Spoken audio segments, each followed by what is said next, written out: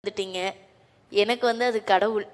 ஏன்னா நாங்கள் மாயாண்டி குடும்பத்தார்னு ஒரு திரைப்படம் நடித்தோம். அப்போ அண்ணனோடைய அறிமுகம் எனக்கு பெரிதாக தெரியாது. ஆனால் நடித்தாங்க, நானும் நடித்தேன் இந்த படத்தில். அப்போ நான் இந்த விஷயத்த ரொம்ப நாள் இப்போ யார்கிட்டையும் சொல்லக்கூடாது, மீடியாவில் தெரியாமல் சொல்லிட்டோன்னு மறைச்சி வச்சுருந்து. இப்போது அதை தெரியாமல் உளறிவிடும். அப்போ ஒரு பேட்டி கொடுக்கும்போது என் பையனுக்கு உடம்பு சரியில்லை, ஹார்ட் ப்ராப்ளம்னு சொல்லி இப்போ நிறைய பேட்டிகளில் அதை அவாய்ட் பண்ணணும்னு நான் பேட்டிகளே கொடுக்குறதில்ல. ஆனால் இந்த இடத்துல நான் அதை சொல்லலைன்னா நான் மனுஷியே கிடையாது. நான் ஹாஸ்பிட்டலில் லைனில் க்யூவில் காசு கட்டுறதுக்கு நின்றுட்டுருக்கேன். எனக்கு ஒரு ஃபோன் வந்தது. அப்போது நான் தான் மயில்சாமி பேசுகிறேன் அப்படின்னு சொன்னாங்களா. நான் உடனே இந்த மயில்சாமி, எனக்கு அப்பா மயில்சாமின்னா அந்த அளவுக்குலாம் எனக்கு அறிமுகங்கள்லாம் கிடையாது, இந்த மயில்சாமியாக இருக்கும் அப்படி சொல்லிட்டு சொல்லுங்கண்ணா அப்படின்னு சொன்னேன்.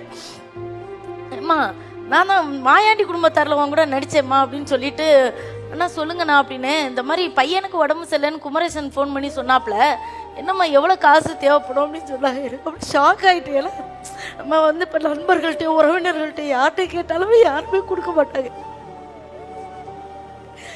கடவுள்கிட்ட போய் நம்ம கேட்டால் கூட சாமி எனக்கு கொடுன்னு கையெடுத்து கும்பிட்டாதான் கொடுக்கும்.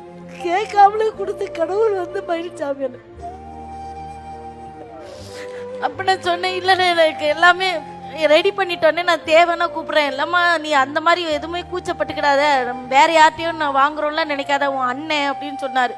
அப்போ அதை நான் அப்படியே விட்டுட்டோம். அதுக்கப்புறமா ரொம்ப வருஷம் போயிட்டு ஒரு நாள் ட்ரெயினில் ஷூட்டிங் முடிச்சுட்டு ஒரு படம் முடிச்சுட்டு நான் வந்துட்டு இருக்கும்போது எனக்கு ஃபோன் வருது, மயில்சாமின்னு வந்துடுது. அண்ணே சொல்லுங்கண்ணே அப்படின்னா, இல்லை என் பையனுக்கு கல்யாணமா, எனக்கு கூட பிறந்த தங்கச்சி யாருமே கிடையாது.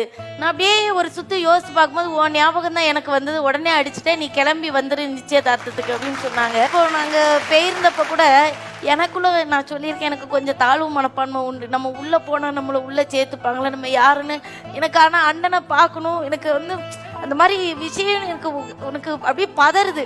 உள்ளே போய் நான் என்னை யாரோ வாய் விட்டு அழுகுறாங்க. அப்போ என் மனசு சொல்லுது, ஏப்ல யாரோ அழுகுறாவோ, உன் அண்ணன் படுத்து இடக்காவ, நீ ஏப்ல அப்படின்னு கல் மாதிரி நிற்க அப்படின்னு சொல்லிட்டு நான் உள்ளே போகிறேன். அந்த அக்கா சொல்கிறாங்க, தங்கச்சின்னு வாய் விட்டு உடனே சொல்லுவாருமா அப்படின்னு சொல்லிட்டு.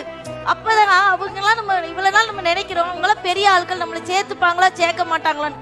நான் கூட எங்கள் அண்ணனை வீட்டில் வச்சு பேசுனதுல, ஆனால் எங்கள் அண்ணன் என் தங்கச்சி ஒருத்தி இருக்கான்னு அப்போ அவங்க மனைவிட்ட சொல்லியிருக்காங்க.